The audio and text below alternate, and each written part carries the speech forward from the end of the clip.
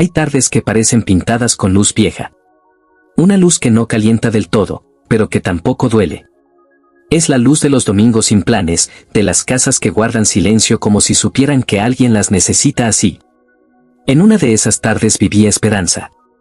Tenía 64 años, cabello blanco que llevaba recogido con una peineta de carey que le había regalado su esposo muchos años atrás, y unas manos que todavía sabían hacer cosas, doblar ropa con precisión, pelar naranjas en una sola espiral, amasar pan sin mirar el reloj.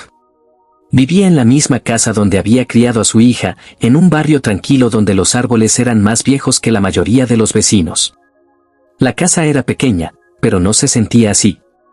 Tenía plantas en la ventana de la cocina, una mecedora junto a la puerta, y en la sala, sobre la repisa de la chimenea, una fotografía enmarcada, ella y su esposo Rodrigo, jóvenes todavía, riendo por algo que ya ninguno de los dos recordaba cuando la foto fue tomada. Rodrigo había muerto hacía 8 meses. Esperanza no hablaba mucho de eso. No porque no lo sintiera, sino porque el dolor verdadero no siempre necesita palabras. A veces solo necesita espacio. Y ella le había dado todo el espacio del mundo, llenando los días con pequeñas rutinas, el café de las 7 de la mañana, el noticiero a las 2, la vuelta corta al parque antes de que oscureciera. Vivir despacio, pero vivir. Lo que sí dolía, lo que dolía de una manera distinta y más filosa, era el silencio de su hija. Valentina tenía 38 años y vivía a 40 minutos de distancia, en un apartamento moderno con ventanas grandes y pocas plantas.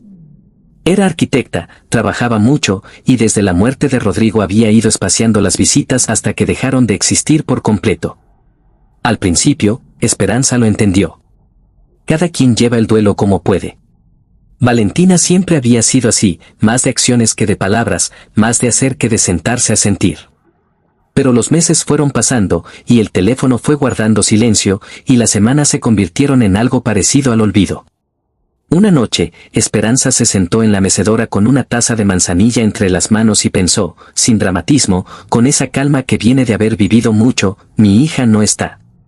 No porque hubiera muerto, sino porque se había ido de otra manera. Sin despedirse, sin explicación, dejando solo el vacío silencioso que dejan las personas cuando deciden no estar. Esperanza terminó su manzanilla, lavó la taza, apagó la luz, y se fue a dormir. El sábado siguiente, sin aviso, sonó el timbre. Esperanza estaba en la cocina, con las manos enharinadas, haciendo las empanadas que Rodrigo siempre había pedido los fines de semana. Ya no había nadie para quien hacerlas, pero las seguía haciendo igual. Era su manera de seguir hablando con él. Abrió la puerta y ahí estaba Valentina. Tenía el cabello suelto, ojos cansados, y cargaba una bolsa de tela como si no supiera muy bien si quedarse o marcharse. Estaba más delgada. Tenía algo en la cara que Esperanza reconoció de inmediato, porque era algo que ella misma había visto en el espejo muchas veces en los últimos meses, el rastro callado de alguien que ha estado llorando a solas durante demasiado tiempo. Las dos mujeres se miraron. Valentina abrió la boca, la cerró. Volvió a abrirla. Mamá, yo. No terminó la frase. En cambio, dejó caer la bolsa al suelo y se abrazó a su madre con una fuerza que decía todo lo que las palabras no alcanzaban a decir. Esperanza la sintió temblar, la sintió respirar entrecortado, la sintió derrumbarse despacio, como se derrumban las cosas que llevan demasiado tiempo sosteniéndose solas. La dejó llorar. No dijo nada. Le acarició el cabello como lo hacía cuando Valentina era niña y llegaba de la escuela con el corazón roto por algo que entonces parecía enorme y con el tiempo se volvía pequeño.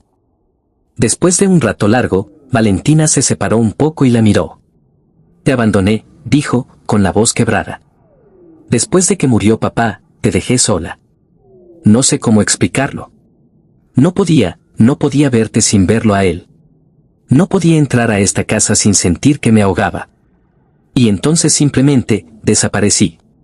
Y sé que estuvo mal. Sé que te fallé. Esperanza la escuchó. No la interrumpió. Esperó a que terminara, a que el silencio volviera a asentarse entre las dos como el polvo fino después de una tormenta. Luego la miró a los ojos. Y le dijo, con voz tranquila y sin rastro de reproche, 4 palabras. Asterisco, ya sé que volviste. Valentina tardó un momento en entenderlo. No eran palabras de perdón, exactamente. No eran palabras de reclamo tampoco. Eran algo más sencillo y más profundo, eran el reconocimiento de que había regresado. De que estaba ahí. De que eso era suficiente para empezar. ¿No estás enojada?, preguntó Valentina, casi en susurro. Estuve triste, dijo Esperanza. Que no es lo mismo. Se hizo un silencio. Uno de esos silencios que no incomodan sino que descansan. Pasa, dijo Esperanza al fin. Estoy haciendo empanadas. Valentina pasó el resto de la tarde en la cocina con su madre. Al principio solo miraba, sentada en el banco de madera junto a la ventana, con las manos alrededor de una taza de café. Luego, poco a poco, fue acercándose a la mesa, fue poniendo las manos en la masa, fue recordando cómo se cerraba el borde con el tenedor, el mismo movimiento que Rodrigo le había enseñado a los dos cuando ella era pequeña. Papá nunca lo cerraba bien, dijo Valentina, con una sonrisa pequeña. No, dijo Esperanza. Siempre se le abrían en el horno. Pero los comía igual, contento. Las dos se rieron. Fue una risa suave, un poco húmeda todavía, pero risa al fin. Hablaron. Hablaron de Rodrigo, cosa que ninguna de las dos había podido hacer con nadie. Hablaron de cómo era él por las mañanas, gruñón hasta el segundo café. De cómo silbaba canciones que nunca terminaba. De cómo siempre encontraba la manera de hacer que las cosas difíciles parecieran más livianas, sin quitarles el peso real, sino recordándoles que tenían hombros suficientes para cargarlo. Valentina contó que en los meses que había estado lejos, había trabajado más que nunca. Que llenaba los días hasta que no quedaba espacio para pensar. Que huía no de su madre, sino del dolor, y que su madre había terminado siendo parte del mismo paisaje que le dolía mirar. Lo sé, dijo Esperanza. El duelo es así. A veces le sacamos la vuelta a las personas que más queremos porque son las que nos recuerdan lo que perdimos. ¿Cómo lo superas?, preguntó Valentina. Esperanza pensó antes de responder. No lo supero, dijo. Lo cargo. Hay días que pesa más, días que pesa menos. Pero aprendí que no tengo que cargarlo sola. Valentina asintió. Tenía los ojos brillantes otra vez, pero ya no del mismo modo. Era otro brillo. El de alguien que acaba de poner algo pesado en el suelo y siente, por primera vez en mucho tiempo, las manos libres. Las empanadas salieron doradas y perfectas.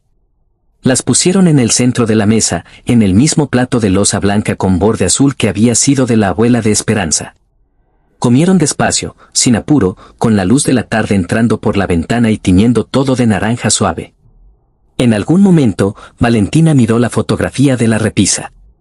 «Qué jóvenes estaban», dijo. «Ridículos», dijo Esperanza. «Éramos completamente ridículos». «Eran felices». «Éramos felices», corrigió Esperanza, con dulzura. «En tiempo pasado. Y también en tiempo presente. Que no se excluyen». Valentina la miró. «¿Tú eres feliz ahora?». Esperanza consideró la pregunta con la seriedad que merecía. «Tengo momentos muy hermosos», dijo al fin. «Y momentos muy vacíos. Y he aprendido a no pedirle a los vacíos que sean otra cosa. A dejarlos estar y a esperar. Porque siempre llega algo que los llena un poco». Hizo una pausa. «Hoy, por ejemplo, llegaste tú».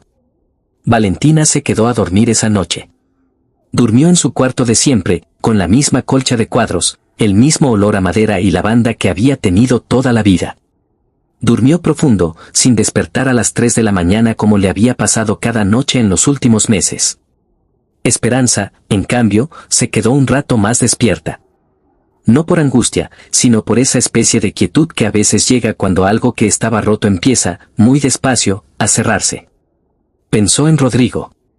Le habló en silencio, como hacía a veces cuando la casa estaba muy callada. Le dijo que Valentina había vuelto. Que estaba bien. Que habían comido empanadas y se habían reído un poco y llorado otro poco, que es como deben hacerse las cosas importantes.